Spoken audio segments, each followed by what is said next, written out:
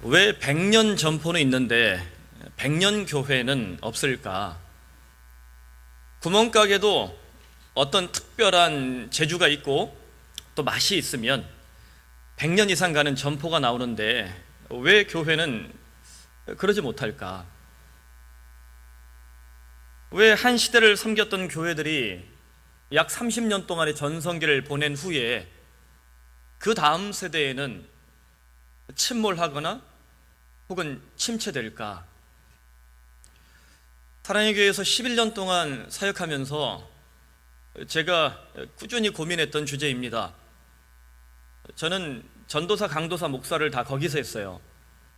물론 아주 작고 또 개척교회에서부터 시작해서 사역을 경험했기 때문에 저의 사역의 이 볼륨은 아주 50명도 모이지 않는 아주 작은 개척교회에서 한 300명 모이는 중소형 우리 교회 정도 사이즈 됐겠죠. 그리고 이제 한 700명 정도 모이는 교회, 그리고 사랑의 교회, 그리고 푸른 사랑의 교회가 저의 마지막 교회입니다. 이곳이 마지막 교회입니다. 쫓아내지 마세요. 그래서 이렇게 긴 세월 여러 교회들을 보고 또 강의를 하고 교회들을 다니면서 집회도 하고 또 전국에 있는 교회들을, 괜찮은 교회들은 다 볼 수 있는 기회들을 또 하나님 주셨습니다. 그런 경험들을 통해서 계속해서 제게 고민됐던 것은 왜 교회는 한 세대를 중심으로 하나님이 쓰실까? 또 개척을 시작하면서 이 문제에 대해서 깊이 고민하고 또 많은 이제 성경과 또 기도와 혹은 선배 목회자들 혹은 다양한 교회들을 좀 고민을 해봤습니다. 그리고 나서 제 안에 완성된 하나의 주제가 뭐냐면 위대했던 교회와 위대한 교회라는 주제입니다. 아마 이 한 문장에 여러분은 김 목사가 무슨 생각을 하는지 어느 정도 감을 잡으실 겁니다.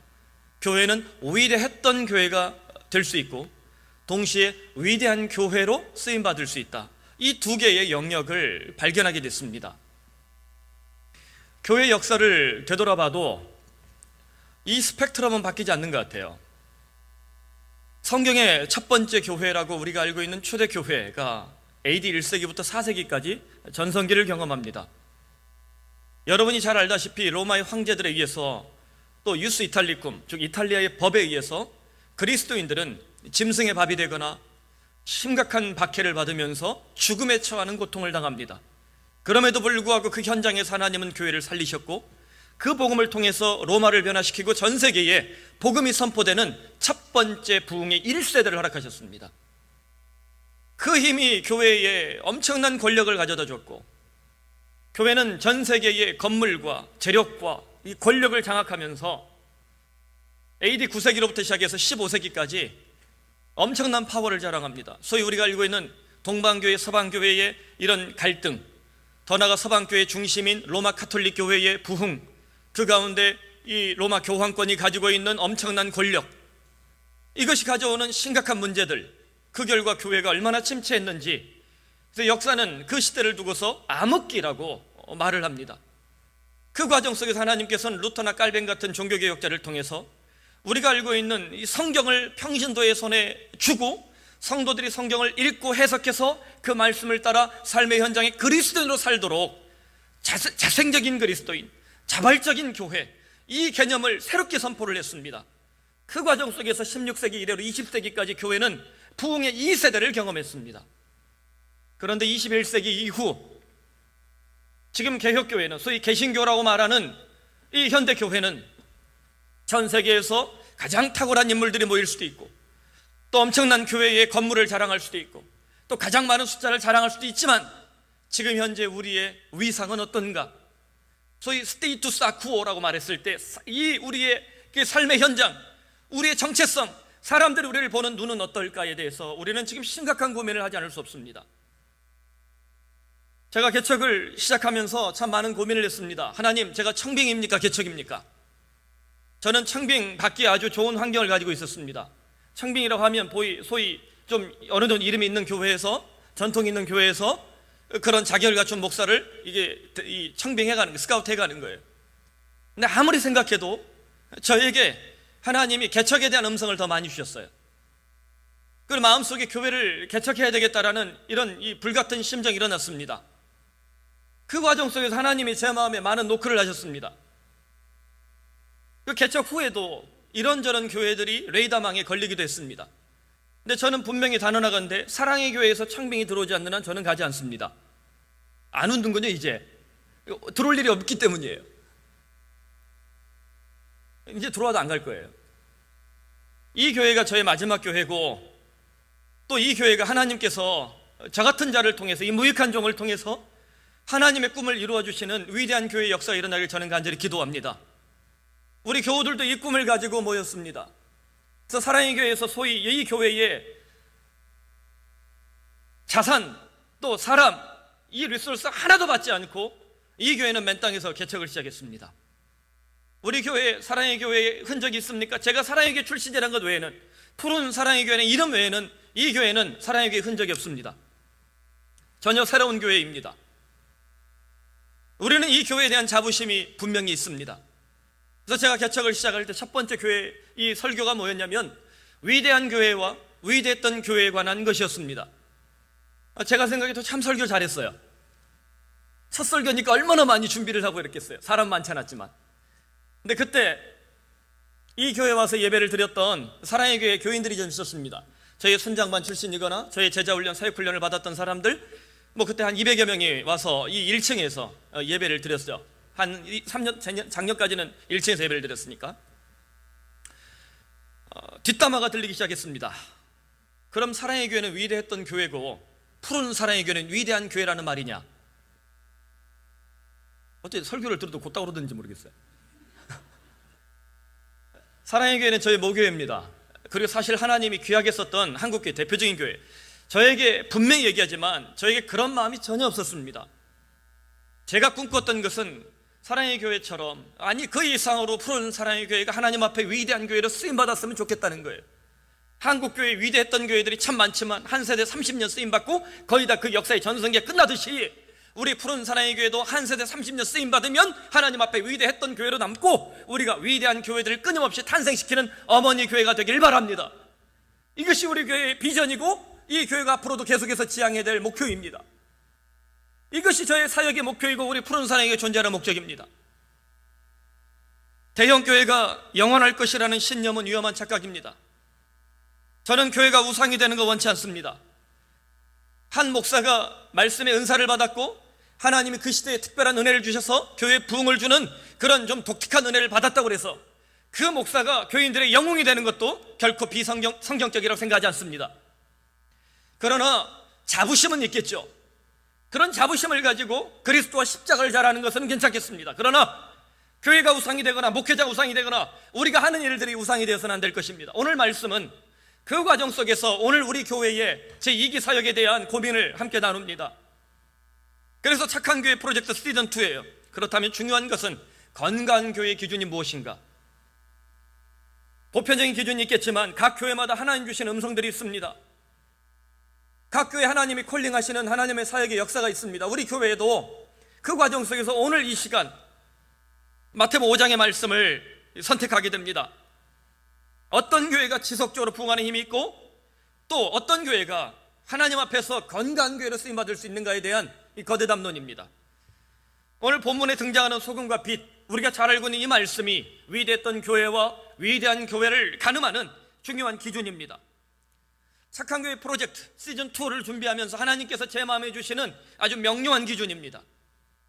먼저 주님은 교회를 향해 소금이라고 말씀하십니다. 13절 전반절에 보면 너희는 세상의 소금이라 소금이 그 맛을 잃으면 무엇으로 짜게 할 것인가? 왜 주님은 교회를 향해서 소금이라고 말씀하실까? 많은 사람들이 소금의 가치를 잘 느끼지 못합니다. 요즘은 소금이 박대받는 시절이에요. 나트륨 과다 복용. 그래서 이제 소금도 일반 소금은 잘 안 먹고 천일염을 먹어야 된다, 죽염을 먹어야 된다. 그러는데 죽염 많이 먹으면 설교 죽 쓸 수 있기 때문에 먹지 않습니다. 별의별 소금들이 요즘 막 나오고 있어요. 근데 소금은 굉장히 귀한 가치를 가지고 있어요. 그래서 재밌는 어떤 이 예화 중에 사람에게 꼭 필요한 세 가지 금, 그래서 황금, 소금, 지금 이러잖아요. 요즘 젊은 세대는 지금 하지 않습니다. 황금, 소금, 불금. 이 불금이 뭔지 아세요? 불타는 금요일이래요. 제발 클럽에서 불타지 말고 교회 와서 불타시길 바랍니다. 그러니까 황금과 소금은 고대 세계에서 거의 동등의 가치를 가질 정도로 귀했다는 거예요. 왜 그랬을까요? 본문에 기록된 것처럼 짠맛의 힘 때문입니다. 소금은 짠맛이 나야 돼요. 이 짠맛이 주는 가치가 첫째는 방부제 역할이고, 둘째는 이 음식을 신선하게 보관하는 역할을 합니다. 그래서 방부제와 또 맛을 내는 조미료 역할, 이 두 가지가 소금의 중요한 역할이라는 거예요. 그러면 교회가 소금이다 라고 말했을 때 이 교회의 첫 번째 존재 가치의 의미는 뭡니까? 교회는 세상을 부패하지 않게 만드는 힘이 있다는 거예요. 동시에 교회는 세상에 맛을 내서 그 신선한 맛을 유지하게 만드는 힘이 있다는 거예요. 여러분, 푸른 사랑의 교회에 이 맛이 있습니까? 정말 하나님이 쓰시는 교회가 있으면요, 그 교회가 놓여진 땅 주변에 악한 영들의 권세가 괴멸되고 쫓겨나고 결박되는 것을 우리는 믿습니다. 예수 그리스도가 가는 땅마다, 주님의 복음을 선포하는 이 천국 복음의 현장마다 귀신이 물러나고 안진병이 일어나며 소경이 눈을 뜨고 영적으로 침륜한 자들이 벌떡벌떡 일어나는 역사가 있지 않았습니까? 오늘도 이 교회의 권세가, 소금만 나는 교회의 권세가 일어나길 바랍니다. 실제로 우리 조국교회는 1907년 평양 대부흥운동을 통해서 첫 번째 이 소금 맛을 경험했습니다. 교회가 어떤 권세도 없고 만물의 찌꺼기처럼 힘이 없을 때 하나님이 성령의 불을 떨어뜨려 주셨어요. 성령의 바람이 회오리처럼 불자 한라에서 백두까지 수많은 영혼들이 교회에다 자신의 인생을 맡겼습니다. 자신의 영혼을 맡겼습니다. 하나님은 그 영혼들을 다듬어 주셨고, 그 영혼들에게 삶의 길을 열어주셨고, 그 영혼들이 자신이 가진 인생의 목적, 정말 하나님을 영화롭게 하고 그분을 영원토록 즐거워하는 인생을 살 수 있도록 주님께서 그 백성들의 길을 열어주셨습니다. 당시 일제치하의 조선반도에, 이 한반도의 이 인구수를 따져보니까 약 2천만 정도였대요. 근데 그 당시에 이 평양 대부흥운동이 일어난 다음에 당시 교회의 구령, 교회의 이 목적, 거대 담론 무엇인지 아십니까? 100만 구령 운동이었어요. 얼마나 많이 모이지 않고 얼마나 힘이 없으면 전 이 한반도에 한라에서 백두까지 100만 명만 모여도 좋겠다라고 선교사들과 길손주 목사님, 이런 위대한 복음의 종들이 밥을 굶어가면서 무릎이 까지도록 산에서 소나무 뿌리 뽑을 정도로 정말 죽을 각오로 하나님 앞에 기도했습니다. 2천만 명 중에 100만 명 구령운동이니까 약 5% 정도예요. 그렇다면 당시에 조선반도의 기독교인 인구는 약 3% 정도에 불과했다는 것을 알 수 있습니다. 여러분, 바닷물이 왜 썩지 않습니까? 소금물이기 때문이에요. 약 3% 정도밖에 되지 않습니다. 3%의 소금물이 바다를 썩지 않게 만들어요. 그러면 우리가 이것을 영적으로 확대했을 때 교회에 5% 힘만 있어도, 교회가 3% 5%의 힘만 있어도, 다시 말하면 살아있는 교회, 복음의 힘 있는 교회, 십자가의 피가 뚝뚝 떨어지는 교회가 단 5%만 있을지라도 여러분이 한반도의 교회가 살아날 것을 우리는 믿습니다. 하지만 지금 조국교회는 소금 맛을 잃은 대가를 톡톡히 당하고 있습니다. 13절 후반절에 만일 소금이 그 맛을 잃으면 어떻게 될까? 그 다음에는 아무 쓸데없어 다만 밖에 버려져 사람들에게 밟힐 뿐이니라. 소금의 맛을 잃으면 버릴 거라는 거예요. 그럼 이걸 좀 더 확대해 봤을 때 소금은 교회의 내적 건강을 보여주는 능력입니다. 소금은 교회의 내적 건강을 보여주는 능력이라는 거예요.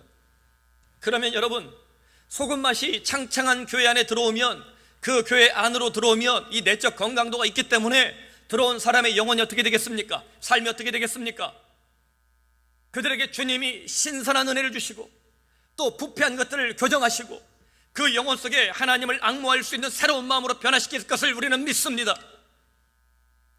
그러나 지금 우리 조국교회는 750만 명 전체 인구의 15%를 차지할 정도로 힘이 있지만 소금 맛을 잃어가면서 사람들에게 밟히는 비참한 교회로 급하게 쇠락 중입니다. 소금 맛을 잃었을 때 그 다음에 교회에 찾아오는 위기는 두 번째, 빛의 위기가 찾아옵니다. 주님은 교회를 향해 뭐라 말씀하십니까? 14절에 너희는 세상의 빛이라 산 위에 있는 동네가 숨겨지지 못할 것이다. 주님은 왜 교회를 향해 빛이라고 말씀하실까요? 소금이 내적인 이 건강을 말한다면 내적으로 건강한 교회는 외적으로 어떻게 됩니까? 빛의 능력과 영향력이 드러나야만 합니다. 우리는 내적으로는 건강해요 라고 말하면서 외적인 영향력이 전혀 없는 교회, 반쪽 교회입니다. 우리는 외적으로 활동을 많이 해요, 복지도 많이 하고 운동도 많이 하고 시민운동도 많이 해요 라고 말하면서 내적으로 복음이 살아있지 못하다면 그 교회도 반쪽 교회입니다. 오늘 본문은 말합니다. 산 위에 있는 동네가 숨겨지지 못할 것이다. 다시 말하면 빛이 떠 있으면 동네가 환하게 드러난다는 거예요. 빛은 어둠 앞에서 결코 타협하거나 주저하지 않습니다. 빛은 어둠을 격파하고 숨겨진 모든 것이 드러나도록 영향력을 발휘합니다. 이것이 빛의 힘입니다. 여러분, 빛이 비춰졌을 때 어둠하고 이렇게 타협하던가요? 내가 빛을 조금만 약하게 할 때니까 어둠 너 좀 버티고 있어, 나랑 타협할 수 있어, 이런 것은 빛이 아닙니다. 빛이 임하면 순식간에 어둠은 밀려나야만 하는 것이 정상입니다. 그렇다면 소금 맛이 나는 교회는 외적으로 이 빛의 힘이 살아서 움직여야만 하는 거예요. 오늘 에베소서 5장 8절로 9절 말씀을 낭독합니다. 사도 바울이 우리에게 어떤 정체성을 가지고 살아야 되는지를 분명히 말합니다. 너희가 전에는 어둠이었다. 우리가 어둠이었대요. 그러나 이제는 주 안에서 빛이라. 빛의 자녀들처럼 행하라. 빛의 열매는 모든 착함과 의로움과 진실함에 있느니라. 14절 말씀이 정말 중요합니다. 그러므로 주께서 말씀하신다. 잠자는 자여 깨어서 죽은 자들 가운데서 일어나라. 그리스도께서 너희에게 비추이시리라. 최근에 이 14절 말씀이 그렇게 제 가슴을 울립니다. 잠자는 자여 깨어서 일어나라. 잠자는 자여 죽은 자들 가운데서 일어나라. 그리스도께서 너희 가운데 비추이실 것이다. 할렐루야. 오늘 우리에게 이 말씀의 능력이 임하길 바랍니다. 잠자는 교회들이 한반도에서 일어나길 바랍니다. 잠자는 그리스도인들이 일어나길 바랍니다. 그 가운데 주님께서 빛의 영향력으로 우리를 감싸 안으시고 우리에게 그 빛의 힘을 주셔서 어둠을 밀어내며 악한 사단의 괴계를 결박시키는 이 복음의 영권을 우리에게 부어주시길 바랍니다. 그러므로 사랑하는 성도 여러분, 우리가 받아야 될 빛은 놀라운 것입니다. 신비한 것입니다. 사람의 공로나 힘으로 얻을 수 없는 것입니다. 빛은 오직 그리스도께만 이 기원이 있는 신비한 선물입니다. 이런 백열등이나 형광등 이런 게 아니에요. 할로겐도 아닙니다. 그런 빛은 왜곡된 빛입니다. 여러분, 혹시 소개팅할 때 어디서 만나면 가장 위험한지 아시죠? 할로겐 불빛 아래서 만나면 제일 위험합니다. 목사님, 그것은 제 얘기입니다 라고 말하시면 할 말이 없고요. 그냥 생얼로 볼 수 있어야 되는데 할로겐은 사람의 얼굴을 왜곡시킵니다. 연예인들이 왜 예쁘고 잘생겨 보입니까? 빛을 왜곡시키기 때문이죠. 옆에 반사판을 들고 이렇게 있으니까 좀 못난 놈도 다 잘생겨 보여요. 그래서 저도 설교할 때 여기다 좀 반사판 좀 이렇게 들고 있으라고. 이제 이 반사판 대고 또 사람이 만든 빛은 왜곡하고 정확하게 보지 못하게 해요. 그러나 하나님으로부터 오는 이 신비한 빛은, 그리스도의 영롱한 빛은 왜곡함이 없습니다. 구부러짐이 없습니다. 타협이 없습니다. 우리를 드러내게 하시되 우리에게 강력한 힘을 주시는 능력의 빛인 줄로 믿습니다. 그래서 창세기 1장에서 창조의 시작을 알리는 단 한마디 무엇입니까? 빛이 있으라. 이 한 문장이 성경 전체를 보여주는 위대한 문장입니다. 빛이 있으라. 이 한 문장 가운데 하나님의 신성의 세계가 우리가 살고 있는 이 현장에 들어온 것이에요.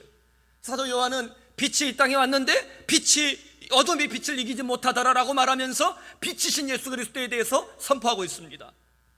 여러분, 인생을 살아가면서 수많은 고난이 있고 혹은 많은 문제들이 있을 때 이 한 문장을 꼭 기억하십시오. 따라해 봅시다. 빛이 있으라. 이 한 문장이 우리의 영혼을 환하게 하시고 우리의 일터를 복주시며 우리의 가정을 새롭게 하시고 나의 인생의 목적을 다시 한번 새로운 힘으로 부어주시는 능력이 되길 바랍니다. 이 음성은 주님의 음성이기 때문입니다. 그런데 오늘 한국교회는 빛의 왜곡 현상 앞에서 흔들리고 있습니다. 어둠 앞에서 종종 타협하고 권력 앞에서 복음을 양보하며 죄악을 격파하는 데 있어서 주저하는 교회의 모습은 결코 위대한 교회도 착한 교회도 될 수 없습니다. 오늘날 교회에 정말 안타까운 것은 창조의 신비를 날렸던 이 일성이 있어야 되는데, 빛이 있으라 이 말씀이 교회 안에 춤을 추고 움직여야 되는데, 빛이 있으라 대신 빚이 있으라, 빚이 있으라. 이것이 심각한 문제입니다. 건강한 빛 필요하죠. 그러나 탐욕에 찌든 빚이 빛을 격파하고 소금 맛을 괴멸시켜서 교회의 능력을, 착한 교회가 되는 길을, 위대한 교회가 되는 길에 걸림돌이 되고 있습니다. 그렇다면 우리 교회는 어떻게 할 것인가? 2012년 12월 8일을 여러분 기억하십니까? 우리 교인 중에 절반은 2013년 이후에 온 사람들입니다. 또 내년에 이 교회론에 대해서, 우리 교회 사명에 대해서 제가 또 설교를 할 때쯤 되면 또 새로운 교인들이 이렇게 막 앉아 있을 거예요. 날마다 신선해서 좋습니다. 그러니까 2012년 12월 8일 그때 우리 교회가 한 100명이나 될까 말까 할 때였어요. 영하 20도를 넘나들 정도 추웠던 토요일입니다. 바로 그때가 푸른 사랑의 교회 착한 교회 프로젝트 시즌 1을 시작했던 날입니다. 집고치기 사역을 처음 시작했던 날이에요. 교우들이 마음을 모아 헌신했고요. 그의 겨울 두 가정이 행복한 집을 선물 받았습니다. 지금도 그때 일을 했던, 2012년부터 제자 훈련하며 열심히 했던 우리 교우들이, 순장들이 우리 교회에서 가장 기억에 남는 날이 언제입니까? 그러면 2012년 12월 8일이라는 말을 해요. 너무너무 추웠거든요. 정말 손발이 오그라들 정도로 춥더라고요. 그 추운 곳에 집을 찾아갔더니 집이, 이거는 6.25 때 난리는 난리도 아닌 거예요. 그런 집들. 그런데 우리 교우들이 다 깨끗이 치우고, 그냥 저는 도배나 장판이라 겨우 할까 했는데 집을 완전 황골탈퇴를 시켜버렸어요. 그 기쁨이, 그 감동이 얼마나 컸는지 몰라요. 그래서 저는 우리 교회가 무슨 사역을 하든지 이제 겁이 안 납니다. 김 목사의 주특기 아시죠? 강단에서 질러대기. 저는 강단에서 선포하고 나면 우리 교우들이 다 알아서 해주시니까 제가 또 소금만 나는 목회를 이렇게 우왕장창히 할 수 있습니다. 사랑합니다. 감사합니다. 어떻게 착한 교회 사역을 시작했을까? 교회가 100명 정도 모이면서 제가 좀 고민을 하기 시작했어요. 교회가 이제 자립을 했잖아요. 근데 하나님이 새벽에 제 마음을 노크하시는데, 야 김 목사, 교회가 100명 넘어가는데 너는 어떤 교회가 되고 싶니? 너는 어떤 교회가 되고 있니? 이런 마음 자꾸 주는 거예요. 사실 그때 뭐 교회 좀 이제 재정 자립하고 좀 나아지고 사람도 오고 그러니까 교회도 뭐가 좀 필요하고 이것저것 하고 싶은 게 있었는데, 하나님이 그 마음 주시는데 기도하면서 갑자기 제 마음속에 그런 마음이 들더라고요. 주님, 착한 교회 되겠습니다. 제가 이 학교 처음 와서 우리 그 재단의 그 재단 이사장, 지금 후계자인 그 유국장과 얘기할 때, 목사님은 왜 하필 우리 학교 오셔서 개척하고 싶으세요? 라고 묻더라고요. 욕 덜 먹는 교회 세우고 싶습니다 라고 그랬습니다. 그때 뭐 제가 뭐가 있습니까? 아무것도 없잖아요. 번듯한 인물 외에는 뭐 웃자고 한 얘기에 또 진심을 알아듣고, 제가 너무 진심 어린 사람으로 보이나 봐요. 뭐 말만 하면 다 진심으로 알아듣고 웃자고 한 얘기예요. 그래서 그 말 외에는 한 게 없어요. 근데 유국장이 마음을 열고 같이 하자고.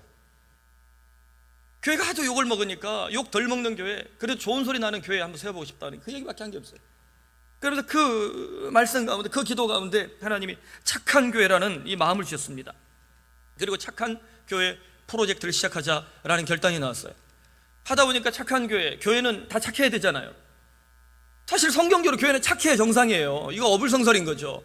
근데 굳이 착한 교회란 말을 쓴 것은, 오늘 한국 교회가 그만큼 욕을 많이 먹고 힘들고 어려우니까 그냥 우리가 정신 차리자고, 우리 똑바로 하자고, 우리가 이거 한다고 해서 다른 교회 비방하고 다른 게 못났다 하는 게 아니라, 우리가 먼저 하나님 앞에서 정말 이거 붙잡고서 정신 똑바로 차리자고, 그 의도적으로 쓴 거예요. 여러분, 착한 교회 프로젝트 하면서 우리 교회는 다른 교회보다 낫다, 또 다른 교회 비교하고 이런 거 하지 마십시오. 우리가 중요합니다. 내 자신이 하나님 앞에 중요한 거예요. 내가 소금 맛이 있나? 빛의 영향력이 있나? 그거 하나예요. 그래서 프로젝트를 왜 나왔나? 영어 한마디 써야 되겠더라고요. 그 당시에 이제 무슨 윌 프로젝트 이런 거 있었고, 헬리코박터 프로젝트 뭐 이런 거 있었잖아요. 제가 이제 헬리코박터를 알아봤거든요. 위염, 장 이게 안 좋아 고생을 많이 했어요. 헬리코박터 프로젝트에서 약 먹고 이러다 보니까 좀 나아지더라고요. 지금은 헬리코박터 없습니다. 괜찮습니다. 그래서 헬리코박터 프로젝트 하듯이 우리 속에 숨겨진 거, 잘못된 거, 이거 눈에 보이진 않지만 우리에게 위험도 주고 또 위궤양도 주고 위암도 주고 사람을 죽일 수도 있는 요 사소한 것들 한번 하나하나 이렇게 걸러내보자. 그래서 착한 교회 프로젝트가 나왔어요. 그래서 시즌 1이 된 거예요. 이제 구별하면 집고치기 사역이. 근데 참 놀라운 것은요, 저는 이 사역을 시작하면서 목회자로서 확신이 있습니다. 푸른 사랑의 교회가 이 착한 교회 프로젝트 시작하면서 전혀 새로운 교회로 한 단계 점프했다는 거예요. 그냥 사랑의 교회라는 소위 유명한 교회, 브랜드 교회가 아니라 우리 교회만이 가지고 있는 전혀 새로운 교회요, 위대한 교회요, 착한 교회의 서막을 열었다고 저는 믿습니다. 저는 분명히 얘기합니다. 제자훈련 정신을 가지고 와서 푸른 사랑의 교회는 이름을 가지고 있지만 이 교회는 전혀 새로운 교회요, 하나님께서 꿈꾸시고 요구하시는 전혀 새로운 길을 걸어갈 수 있기를 바랍니다. 브랜드 교회 아닙니다. 받은 거 없고 거기에서 나눈 거 없습니다. 우리 교회만이 가질 수 있는 창조적이고 독창적인 사역이 한 사람의 목회자가 아니라 성도들 전체를 통해서 끊임없이 배출될 수 있기를 바랍니다. 집고치기 사역 처음 할 때 강동구청이나 이 고독동사무소에서 별로 협조가 없었어요. 고독동사무소 가서 우리 최 브라더스 집사님이 계십니다. 머리 하얗게 생긴 두 분 있어요. 최 브라더스라 별명을 드렸는데 가서 찾아갖고 어디 집 고칠 때 있나요? 그러니까 거기서 무시하더래요. 무시 개무시. 그러니까 복지 담당자가 또 복지부동 하셔가지고 그래서 복지인가? 그래서 집도 안 주고 아무것도 안 주더래요. 그래서 발로 뛰어가지고 찾았어요.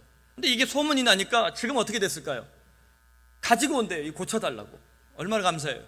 그러니까 강동구청에서도 이제 소문이 나고 잘 되니까 강동구청이 지금은 우리에게 도배지, 장판지, 페인트 이런 것들을 이제 구하러 가면 달라고도 안 했어요. 우리가 그거 없어서 못하나? 달라고도 안 했는데 전화 가지고 창고를 활짝 열어주더래요. 마음 놓고 가져가십시오. 그러나 우리는 착한 교회이기 때문에 필요한 것만 가져옵니다. 희한한 일이 벌어진 거죠. 사실 우리 교회는 개척에 불리한 조건을 상당히 많이 가지고 있습니다. 먼저 건물이 눈에 띄지 않습니다. 학교 안에 있는 교회가 이게 부흥하는 게 이게 쉽지 않아요. 제가 또 유명한 목사가 아니잖아요. 책을 쓰기를 했습니까? 또 책을 쓰겠다고 우왕좌왕 하는 것도 아니고, 교회 5년, 7년 정도 꾸준히 가지 않으면 아무것도 하지 않겠다고. 제가 오죽하면 외부 집회도 안 나고 아무것도 안 하잖아요. 여기만 있잖아요. 그냥 죽나 사나 그냥 봤어요. 교회가 사나 죽나. 근데 하나님이 살려주시더라고요. 또 우리가 전도지를 우왕좌왕 돌린 적이 있습니까? 벽보를 붙인 적이 있습니까? 어느 집에 올해부터 한 거예요. 이게 십자가를 달 수도 없죠. 위치도 후졌어요. 신도시가 아닌 기존 도시에 또 명성이 자자한 교회 앞에 있어가지고 거기는 교인들 참 많이 가는데 왜 우리는 안 오는지. 하지만 소금과 빛의 이 기준을 우리가 우직하게 선택하고 걸어가자 하나님이 조금씩 뚜벅뚜벅 이 교회가 강동 하남에도 소문나게 하시고 또 한국교회 안에도 조금씩 이름이 나게 하고 계십니다. 그냥 우리는 다른 거 하지 맙시다. 소금이 됩시다. 빛이 됩시다. 이제 그리스도와 십자가의 그 길을 우직하게 따라갈 수 있는 그런 교회가 되길 바랍니다. 그러므로 16절 말씀이 우리에게 중요합니다. 이같이 너희 빛이 사람 앞에 비치게 하여 그들로 너희 착한 행실을 보고 하늘에 계신 너희 아버지께 영광을 돌리게 하라. 이 말씀에서 우리는 착한 교회의 세 가지 특징을 발견할 수 있습니다. 첫째, 착한 교회는 빛이 있어야 한다. 둘째, 착한 교회는 사람을 변화시켜야 한다. 셋째, 착한 교회는 하나님 아버지께만 영광을 돌릴 수 있어야 한다. 다시 요약하면 이겁니다. 빛이 있는가? 사람이 변화되는가? 하나님 아버지께 영광이 되는 교회인가? 이 세 가지 중에 단 하나도 제대로 하지 못한다면 우리는 착한 교회가 아닙니다. 이 세 가지 중에 내가 그리스도인으로서 신자로서 단 하나라도 문제가 있다면 우리는 반쪽 그리스도인입니다. 그러므로 우리 교회가 앞으로 착한 교회 운동을 어떻게 열어나가야 할까? 일단은 예배부터 잘 드립시다. 교회가 한 200명 넘어가고 애들께 300명 넘어가는 시점 되니까 우리 교인들도 한 지금 60% 70%만 교회에 나오는 것 같아요. 제가 개척해서 교인들이 퐁당 교회 나오는 거 꿈꾸고 개척했겠습니까? 아니면 퐁당당당 꿈꿨겠습니까? 아니면 당당당당 퐁? 뭔 소린지 아시죠? 퐁퐁당당도 있어요. 그 왜 12시 예배인데 그렇게 여유 있게 12시 20분에 오시는 거예요? 이제 우리 안내위원회 얘기해서 문 잠그라 그러려고요. 물론 제가 마음이 약해서 문을 못 잠글 걸 여러분 다 아시겠죠? 제가 이 말은 이렇게 세게 하는데 결국 하는 거 보면 좀 희마리가 없잖아요. 근데 10시 12시 예배 때 보면 일찍 오시는 분도 있지만 참 이게 뉘엿뉘엿 오시는 분들이 있어요. 어느 날 갑자기 11시에 예배 드리고 있을지 몰라요. 여러분 일단 예배부터 잘 드립시다. 근데 빠지진 않아요. 4주 연속 빠지는 사람은 아주 독특한 사람이에요. 독하거나 하고는 간이 담대하거나 거의 퐁퐁퐁당 혹은 퐁당당당 퐁 이렇게 나와요. 그러니까 잊을만 합니다. 제가 그래서 2주에 한 번, 3주에 한 번씩 이렇게 빠진 분들에게는 문자를 넣어드리는데 꽤 많더라고요. 안 나눈 사람이. 우리 청년들 같은 경우는 당당당당당당당 퐁 이런 애들이 너무 많아요. 여러분 일단 예배부터 잘 드립시다. 그런데 제 마음속에 착한 교회 프로젝트 시즌2에 대한 하나의 음성이 있었어요. 5월 교인 수가 이제 200명대를 넘어가면서 새벽에 주님이 제 마음을 녹화하시는데 이런 마음을 주시더라고요. 지금부터 나누라. 사실 이제 교회 재정이 좀 더 늘었습니다. 교인도 늘고 재정도 좀 더 늘고 또 연초에 또 이렇게 보니까 교회 예산보다는 좀 더 달려가는 것 같고 또 1층에 사실 뭐 이어 마이크도 필요하고 강용 마이크도 필요하고 이것저것 필요한 게 많고 또 여기 올라오면서도 우리가 또 이 세팅하면서 많이 예배에 대한 투자도 했고 그래서 더 할 것들이 좀 보이더라고요. 그런데 하나님이 제 마음속에 주시는 게 지금부터 나누라. 좀 고민을 했어요. 근데 그때 페이스북 메시지로 구리시의 낮은 마음 교회라고 만 2년 된 개척교회가 연결이 됐습니다. 몇 번 만났고 교제를 했는데 여기 강동구에 굉장히 큰 교회 있어요. 2번째 큰 교회. 거기 팀장 출신이고 그냥 맨땅 헤딩을 개척을 했더라고요. 근데 목사님이 제자훈련 철학도 있고 굉장히 목회적인 마인드도 좋고 특히나 제가 좋아하는 경상도 스타일의 이 사투리식의 발음이 있어요. 경상도 사투리 가진 목사들이 설교를 잘합니다. 고마 세리 삐까 뭐 이러니까 잘 들리나 봐요. 그런 아주 이게 열정이 있더라고요. 그래서 좀 얘기를 듣고 나누다 보니까 이 교회 20년 된 그러니까 그 사모님이 건반을 아버지 어머니 돌아가신 분에게 선물 받았는데 20년 된 건반인 거예요. 그러니까 이제 고장인데 더 쓸 수가 없대요. 그래서 제가 고민하다가 착한 개척교회 프로젝트를 시작하자라고 마음을 이제 먹었어요. 그리고 순장반 끝나고 우리 푸른위원회 장로님들 몇 분에게 얘기했습니다. 하나님께서 제 마음에 감동을 준다. 지금부터 나누라 라는 마음을 주신다라고 얘기를 했습니다. 그러자 우리 교회 이제 중직자들이 참 감사한 건 제가 그런 얘기할 때 흔쾌히 거의 받아들이세요. 그러니까 거의는 안 받아들이는 것도 꽤 있다는 거죠. 꽤 있어요. 안 받아들이는 것도. 근데 거의 받아들이세요. 여러분 개척했다고 해서 김 목사가 뭐 이 권세가 우왕좌왕하라 제 마음대로 하는 게 별로 없잖아요. 속으로 그러겠죠. 지가 마음대로 하면서 그러네? 이러면 할 말 없는데 별로 없어요. 이 중직자는 그런 겁니다. 제자훈련 받고 안수집사, 시무권사, 우리 장로 정도 되신 분들이 중직자인 거예요. 분명히 구별합니다. 봉사자는 은사를 가지고 또 사역을 할 수 있고 봉사를 할 수 있는 사람들이 봉사제. 그 열심히 하는 봉사자들 중에 이제 후반기에 제자훈련 할 수 있는 사람들을 뽑겠습니다. 앞으로는 제자훈련 문을 좀 줄이려고 그래요. 다만 2-3명만 훈련하더라도 봉사 열심히 하는 사람들을 제자훈련 시켜서 순장하겠습니다. 그 외에는 다른 사역으로 이렇게 확대하겠습니다. 제 마음에 참 감동을 주는 것이 우리 푸른위원회 멤버들이 다 이렇게 기쁨으로 그래서 흔쾌히 오케이를 해주시더라고요. 그 중에 한 분이 이런 말을 해요. 목사님 우리 교회만 잘 되고 넉넉한 것보다 나눌 수 있는 공동체가 되는 것 하나님이 기뻐할 것 같고 성도들도 좋아할 것 같습니다. 저에게 참 큰 도전이 됐어요. 그래서 그날 토요일 아침에 순장반 끝나고 제가 바로 우리 김동현 목사에게 얘기했습니다. 커즈바일 신디사이저 알아봐라. 그리고는 괜찮은 가격대의 신디사이저를 그날 바로 택배로 택배비까지 35,000원 부담해서 우리가 보내드렸어요. 얼마나 착한 목사예요. 왜냐하면 다음날 주일이니까 기왕에 우리가 선물할 거라면 빨리 보내자 해서 바로 처리해서 보냈습니다. 근데 그 과정 통해서 하나님이 제게 참 주는 말이 뭐냐면 나도 개척할 때 중고 신디사이저 샀는데 우리 1층에 지금 중고등부 유초등부 애들 쓰는 게 괜찮은 건반이에요. 근데 중고여갖고 고장이 잘 나고 떨어지고 그래서 고생을 했어요. 사실 뭐 제가 돈 많은 교인들 얼마나 많았겠어요. 저희 지난 교회에 얘기하면 안 사다 줬겠습니까? 근데 영상음향 준비한다는 이 직원이, 이 사랑의 교회 직원이 딸콩 중고를 사갖고 굉장히 고생을 했어요. 그때 그 생각이 나갖고 기왕에 할 거면 좋은 거 새 거 사주자. 근데 또 보내고 나니까 마음이 그렇게 좋아요. 사진을 찍어서 보내왔더라고요. 앞으로 우리 교회가 이 착한 개척교회 프로젝트 1호를 나눴기 때문에 이제 2호가 조만간에 열릴 것입니다. 3호도 열리길 바랍니다. 더 나아가 153 비전을 가진 교회이기 때문에 153개 개척교회에 우리가 이 마음을 나눌 수 있으면 좋겠습니다. 샌디사이저든 혹은 그 교회에 필요한 월세든 혹은 우리 이 대형 교회는 아니지만 우리가 착한 교회로서 우리가 묵묵히 감당할 수 있는 사역들을 우리가 계속해서 추진하고 진행할 수 있길 바랍니다. 단 한 가지 기준이 있다면 건강한 신학교 나오고 제자훈련 목회차를 가진 사람입니다. 또한 올 여름에 착한 선교 프로젝트 1호를 준비 중입니다. 이것이 착한 교회 프로젝트 시즌2의 중요한 사역들입니다. 개척하고 기도하는 제목 중에 하나가 이것입니다. 우리 푸른 사랑의 교회가 미전도 국가 중에 1040 윈도우라고 그래요. 1040 창 위도 10도 40도 사이에 미전도 국가가 다 있거든요. 거기에서 우리가 한 도시를 혹은 한 마을을 입양할 수 있으면 좋겠다라는 겁니다. 그런데 아직 힘이 부족해요. 교인이 최소한 300명 이상 500명 이상 출석해야 그 정도 사역을 감당할 수 있습니다. 그래도 전 세계에 제가 가지고 있는 인맥이나 네트워크가 있잖아요. 그분들과 이 협조해서 우리가 할 수 있는 사역들이 굉장히 많지만 아직 우리 교회 힘이 약하기 때문에 선뜻 하지 못합니다. 그런데 이 꿈을 가지고 있습니다.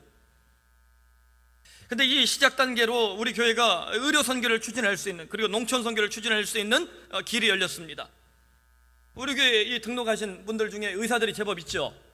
근데 지금 의료 선교 하자 그러면 달려올 의사는 몇 명 안 돼요. 의사가 잘 표현이 안 돼요. 근데 그 중에 한 부부가 한 10년 동안 그냥 의료 선교에 미친 사람들이 있어요.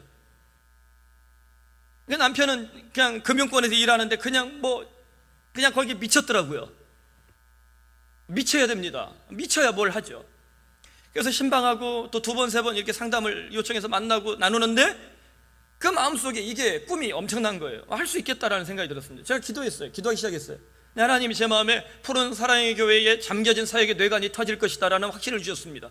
우리 중고등부 아이들, 특별히 푹푹 자고 있는 우리 청년들, 이번 올 여름에 사역의 뇌관이 폭발하길 바랍니다. 우리 교회에 지금 안 되는 사역이 딱 하나 있어요. 뭔지 아시죠? 청년부 사역입니다. 그래서 제가 청년부를 할까 지금 생각 중이에요. 작년부는 김동현 목사하고 장훈석 목사에 맡기고. 여러분 어떻게 생각하세요? 담임 목사 꼭 작년부 하라는 법 있나요? 반응이 뜨겁지 않군요. 근데 이 의료 선교는 주일학교 사역, 또 복음전도, 마을잔치, 농활, 또 각종 일 사역들을 만들어서 이 농촌교회 하나를 이게 살리고 그 교회 목사님이 마음껏 일할 수 있게 우리는 뒤로 빠질 거예요. 어시스트하는 사역입니다. 그래서 그 교회가 그 마을을 영적으로 섬기고 또 그곳에서 복음의 이 핵폭발이 터질 수 있도록 우리가 도와주는 거예요. 첫 사역지로 7월 28일부터 30일까지 여러분 여름 휴가를 잘 뺄 수 있는 날입니다. 태안 심옥교회를 선택했습니다. 선착순 60명입니다. 61번째 탈락입니다. 58명 오면 큰일 나는데 이번 사역의 작전명은 블레싱 태안입니다. 앞으로 가는 마을, 가는 도시마다 블레싱이라는 말을 할 거예요. 축복하자는 거예요. 하나님의 축복이 일어나길 바랍니다. 그래서 블레싱 태안에 하나님께서 우리 교회를 통해 일으키실 하나님의 큰 복을 우리는 사모합니다.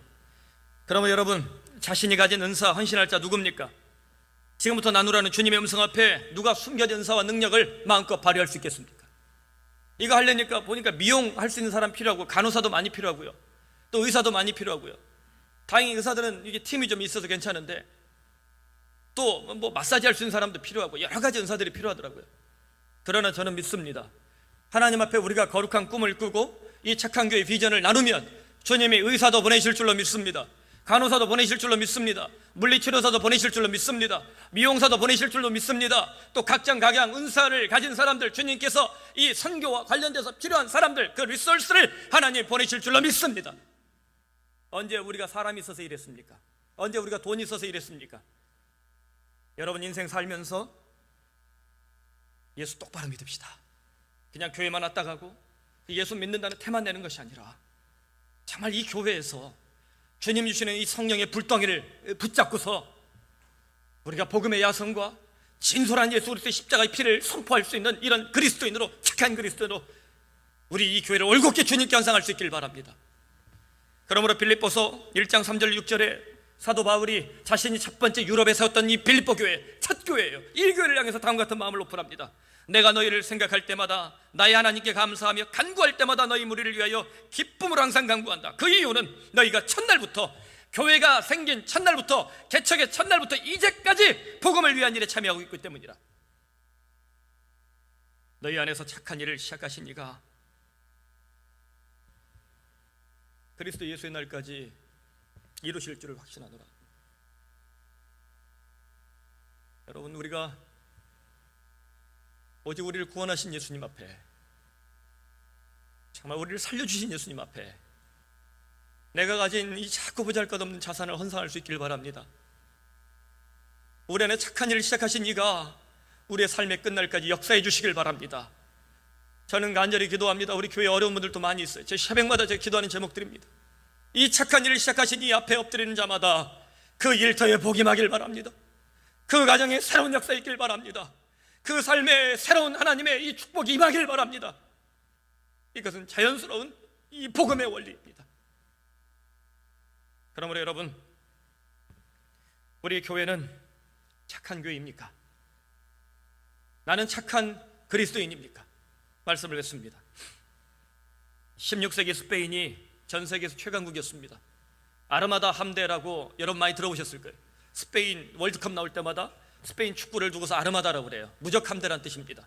근데 원래 이 아르마다는 신의 축복을 받은 나라라는 뜻이에요. 신의 축복을 받은 자라는 뜻입니다. 근데 영국이 스페인을 격파하고 세계 최강국이 되면서 무적 함대를 격파했다고 해서 별명을 붙인 거예요. 근데 영국이 사실 스페인하고 싸움하면 이 싸움이 안 됐습니다.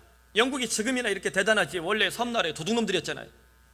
아주 이게 상놈들이었거든요. 그런데 이 스페인 격파하면서부터 전 세계에서 가장 대단한 이 나라로 우뚝 서게 돼요. 물론 그 안에 복음의 역사가 있지만 그 전환점이 바로 아르마다 함대를 격파한 이 사건에서 시작됩니다. 아르마다 해전이라 불립니다. 어떻게 이 해전을 승리할 수 있었을까? 두 가지 큰 이 결론이 나오는데, 첫째는 지도자의 경험과 능력에서 전쟁의 승패가 갈렸습니다. 당시 아르마다 함대를 지휘했던 스페인의 지휘관은 메디나 공작이었습니다. 메디나 공작은 스페인의 명문가 출신이고 아주 대단한 귀족이에요. 그리고 탁월한 행정관이고요, 아주 똑똑한 사람이에요. 그런데 전투 현장, 즉 군인의 경험은 전무했습니다. 세월호 사건 보세요. 똑똑하고 잘난 사람들 다 장관에 있었고 다 있었지만 어떻게 할지를 모르잖아요. 똑같은 거예요. 근데 반면에 영국은 드레이크라는 사람을 지휘관으로 임명했습니다. 스페인 사람들 오죽하면 드레이크를 드래곤이라고 불렀어요. 용이라고. 너무너무 무서우니까. 근데 이 드레이크가 목사 아들인데 캐리비안의 해적으로 유명했습니다. 해적이 된 거예요. 바다 물기를 마음껏 주물르는 사람이 된 거예요. 영국 여왕 엘리자베스 1세가 그의 능력을 보고서 콜을 합니다. 그 기사의 자기를 내려요. 그러니까 해적에서 일량 뭐가 된 거예요? 기사가 된 거예요. 여러분, 해적이 멋있어요? 기사가 멋있어요? 해적질하면 해적처럼 살아요. 나쁜 놈으로 삽니다. 그런데 기사 되면 어떻게 돼요? 기사처럼. 여러분, 기사가 되시길 바랍니다. 이 복음에 이제 이 기사가 된 거예요. 이 사람이 그러니까 무적 함대 아르마다를 괴멸시킨 영웅으로 역사에 기록돼요. 아주 영웅으로 기록돼요.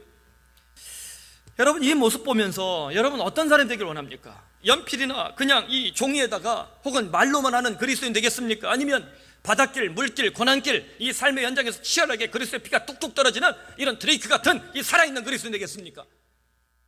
복음은 생물입니다. 복음 박주된 이 표석이 화석이 아니에요. 복음은 우리 안에서 삶을 일으키는, 소금 맛을 일으키는, 빛의 능력을 일으키는 이 생물이고 능력입니다. 이것이 우리 교인들에게, 우리 모두에게 임하기를 바랍니다. 두 번째, 아르마다 함대 그 자체, 이 거대함이 패착이었습니다. 스페인이 원래 노를 젓는 이 갤리선을 쓰다가 돛을 이용하는, 바람을 이용하는 이 갈레온선으로 바꿨어요. 이 급조를 했는데 어마어마하게 많이 지었습니다. 그런 갈레온선 하나 지으려면 이 좋은 통나무 한 6,000개가 들어간다고 그러더라고요. 6,000개, 놀라지도 않죠? 이게 어마어마하게 쏟아붓는 거예요. 그런데 이 문제는 뭐냐면 이 사람들이 노만 졌다가 돛을 갑자기 잡으니까 돛이 안 잡히는 거예요. 이 범선에 이 돛 잡는 이 밧줄만 100개랍니다. 100명이 붙어서 이렇게 조정을 잘해야 되는데 여러분 100명이 얼마나 이렇게 연합하기 힘들어요. 오죽하면 여자 3명 모이면 집안에 접시가 남아나질 않잖아요. 남자 셋이 모이면요 기도하기 시작합니다. 우리 부산 남자들이 이래요. 그러니까 100개 도치를 100명이 어떻게 조정을 하겠어요? 이게 제대로 안 되는 거예요. 근데 훈련되지 않은 애들을 엄청난 함단을, 바다 위에 섬을 만들어서 그냥 영국 정복을 위해서 바다 한가운데로 밀어붙였습니다. 하지만 영국군은 해적 출신들이니까 이 경량화시키고 기동화시키는데 굉장히 능숙한 거예요. 그리고 당시에 조류를 역행할 수 없다라는 것이 정설인데 영국 해군은 어땠을까요? 조류를 역행해서 올라갑니다. 그 능력인 거죠. 갈레온선을 손바닥 다루듯이, 장난감 다루듯이 다루니까 그 어마어마한 아르마다 함대가 있어도 그걸 다 야금야금 격파시켜서 괴멸시켜버려요. 그래서 1588년 5월 28일 영국을 정복하기 위해서 출항할 때 아르마다 함대가 전함이 130척이고 해군이 8,000명이고 육군이 1만 9,000명이에요. 오늘날 군사력으로 쳐도 어마어마하게 거대한 겁니다. 얘네들이 육상에 착륙하는 순간 전쟁 끝이에요. 왜냐하면 스페인 이 육군의 힘은 뭐 당할 데가 없었거든요. 근데 바다에서 영국이 박살을 내는데 당시 영국군은 전함 80척에 병력이 고작 8,000명에 불과했습니다. 하지만 8월, 그로부터 3개월 후에 아르마다 함대는 54척의 배를 남겼고 4,000명의 생존자만 남긴 채 괴멸되고 맙니다. 스페인의 영광시대도 아르마다 함대의 침몰과 함께 역사의 뒷길로 사라지고 말았어요. 여러분, 저는 이 이야기를 통해서 교회의 모습도 발견합니다. 거대함을 자랑하고 숫자를 자랑하고 엄청난 무력을 자랑했지만 스페인이 사라지듯이 오늘 조국교회는 시대의 조류를 역행하지 못한 채 밀려가는 그런 형국입니다. 여러분, 거대함을 부러워하지 말고 위대함을 갈망합시다. 거대한 교회, 돈 많고 잘 나가는 교회를 부러워하지 말고 위대한 교회를 꿈꾸시길 바랍니다. 거대함이 십자가 열매가 아니라 위대함이 십자가의 능력인 줄로 믿습니다. 이것이 우리 교회가 걸어가야 될 길입니다. 그러므로 한때 한국교회가 무적함대 또는 신의 축복을 받은 이 교회로 정말 대단한 길을 걸었지만 지금 어떻습니까? 지금 심각한 위기 가운데 우리는 이 조국교회가 어떻게 될 것인지에 대해서 수많은 사람들의 탄식을 듣고 있습니다. 분명히 하나님은 한국교회를 축복하셨고 세계적인 대형교회들이 한국교회에 힘을 보여줬습니다. 여전히 교회는 힘이 있습니다. 그러나 한국교회는 아르마다 함대의 약점을 그대로 보여줍니다. 지도자들의 끊임없는 문제, 또 이 대형교회가 되어서 기동력이 없는 상태로 시대의 조류를 역행하지 못한 채 야금야금 무너지고 있는 형국을 우리는 만나고 있습니다. 여러분, 푸른 사랑의 교회가 갈 길은 무엇입니까? 우리는 거대한 아르마다 함대를 꿈꾸고 싶지 않습니다. 우리는 하나님께서 주시는 이 은혜를 따라서 착한 교회가 되고 위대한 교회가 되길 바랍니다. 힘 자랑하고 덩치 자랑하고 돈 자랑하다가 교회가 망하는 것이 아니라 복음을 자랑하고 십자가를 자랑하고 하나님께 주신 이 소금맛과 빛의 영향력을 자랑할 수 있는 그런 교회로 주께 소리를 쓰시길 바랍니다. 그러므로 이 능력 앞에서 여러분 삶을 하나님 앞에 열어보시길 바랍니다. 오늘도 성령의 바람이 불고 있습니다. 오늘도 주님의 눈물은 떨어지고 있습니다. 성령의 바람이 불어올 때 그 바람 앞에 우리의 인생을 맡길 수 있길 바랍니다. 내 인생의 돛을 열어놓으시길 바랍니다. 주님이 우리를 밀어붙이실 것이고 이 교회를 주께서 쓰실 것입니다. 바로 교회의 영광시대 가운데 주님께서 우리의 일터를 복주시고 우리 가정을 새롭게 하시며 우리 자녀에게 복음의 능력을 주셔서 사탄이 만들어놓은 저 아르마다 함대를 격파하며 착한 교회로, 위대한 교회로 우리 교회와 우리 모든 성도들을 주께서 쓰시기를 간절히 소원합니다. 기도합시다. 이 시간 우리 마음을 열어서 진실하게 기도해 봅시다. 주님,